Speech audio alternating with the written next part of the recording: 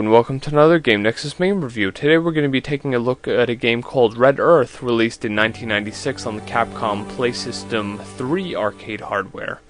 In Japan, this game was actually known as Warzard. And here, of course, is the intro, which shows off the title and all the characters. I'll let you watch this real quick.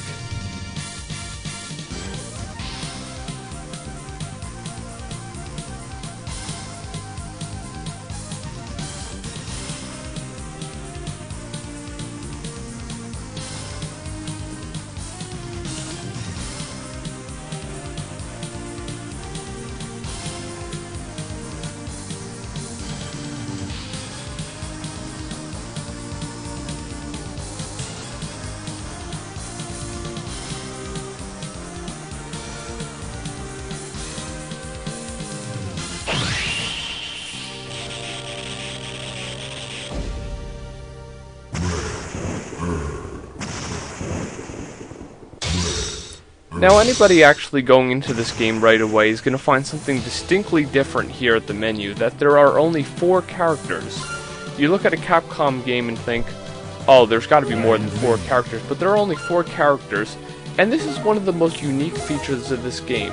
It's a password system where if your character was leveled up last time you played, you can actually continue at the same level and the same strength and defense and everything that you had, really adding an RPG element to the whole game.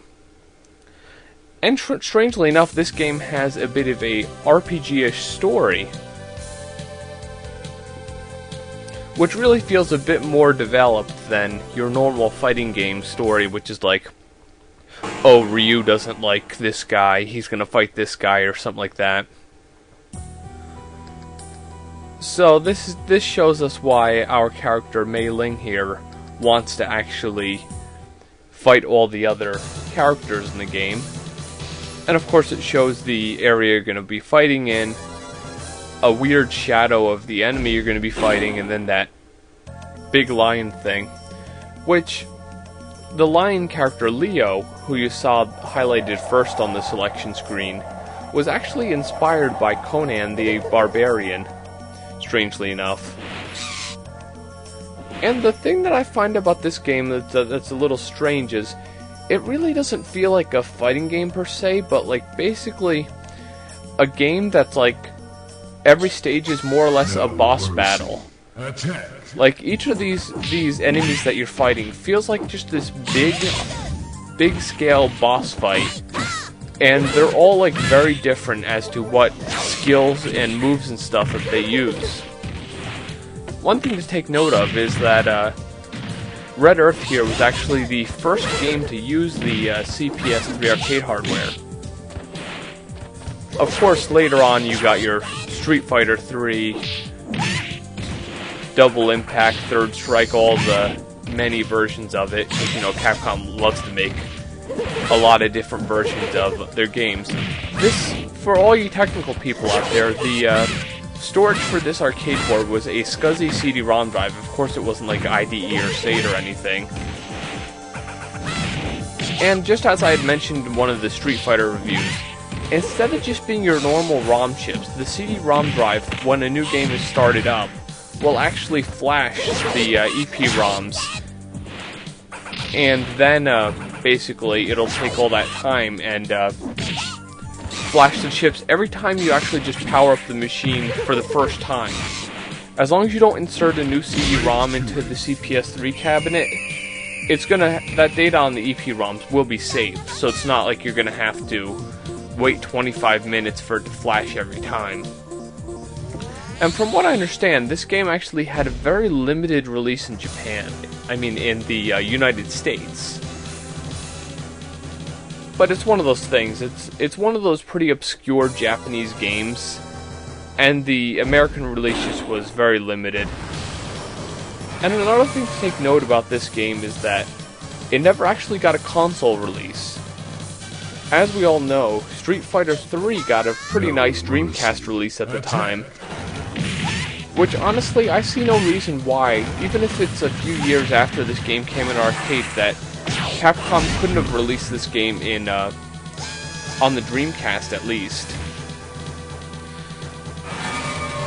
And there I just got beaten. That's another thing that's a little bit different about this game as compared to other fighting games of the like. You don't actually get all your health back at the end of a match. Now if you're continuing, select the same character and select no for your password. If you select a different character, you'll start right at the beginning of the story mode, and you'll have to face the same enemy or a different enemy all over again. So just don't change characters at all, unless you really want to just try all the characters, but if you want to keep on going with the story, you're going to have to keep going with the same character. And if you notice, another thing to note is when you continue, your enemy's health actually stays the same as it was when you had died to them. So that was another cool thing. One of the reasons I hear that this game didn't get a console release is because at the time this was released, all we had was the PlayStation and the Sega Saturn. And of course, neither game really had the RAM to store all the sprite data that this game needed to actually be running. If you remember correctly, the Sega Saturn with its 4 megabyte RAM card in Japan could basically get you some perfect CPS2 arcade games, but really the CPS3 was just out of the question. There was no way you were going to get a CPS3 arcade game to fit in one of those systems without really downscaling it. And a lot of the fights you'll see after the fight, you'll have this pretty drawn out story scene telling you about like something that happened or something that's going on with this character or even the next character.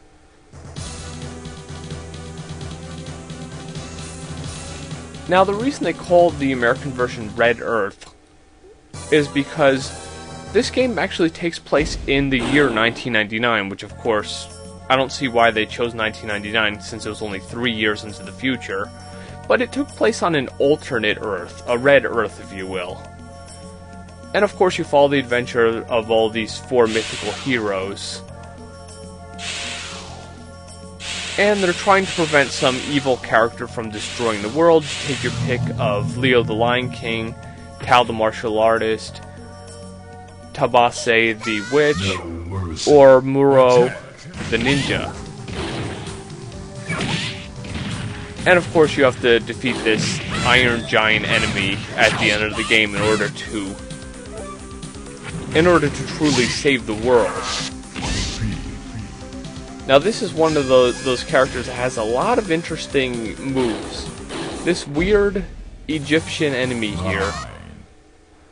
At one point, if you saw how all those like Egyptian ladies started to like crowd toward me and hit me there, there's a move that this enemy does that all those Egyptian ladies will come at you, grab you, pull you under the sand, it'll throw you up in the air, and then the enemy will have this big, like, fire blast missile thing come at you.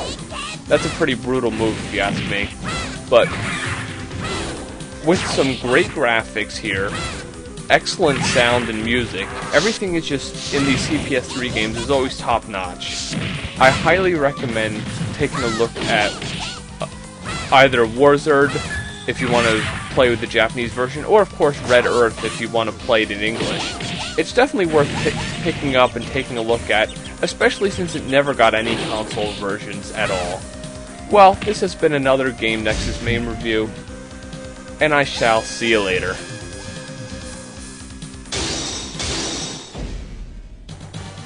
Ah.